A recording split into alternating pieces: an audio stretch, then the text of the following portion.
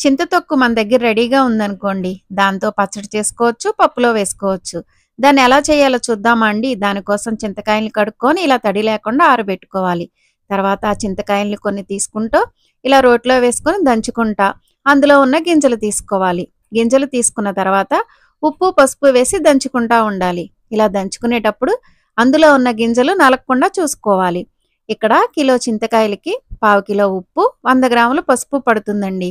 కొన్ని చింతకాయలు, కొంచెం ఉప్పు, కొంచెం పసుపు వేసుకొని దంచుకుంటూ దాన్ని పక్కన పెట్టుకోవాలి. ఇలా దంచుకునేటప్పుడు కచ్చా పచ్చాగా దంచుకొని ఆ మిశ్రమాన్ని ఇలా బాక్స్‌లో పెట్టుకున్న తర్వాత అన్నీ దంచుకున్న తర్వాత మళ్ళొకసారి ఆ మిశ్రమాన్ని మొత్తాన్ని రోట్లో వేసుకొని ఈసారి మెత్తగా దంచుకోవాలి.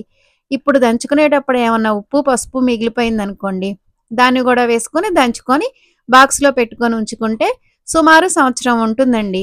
దేనికైనా మనం వాడుకోవచ్చనమాట.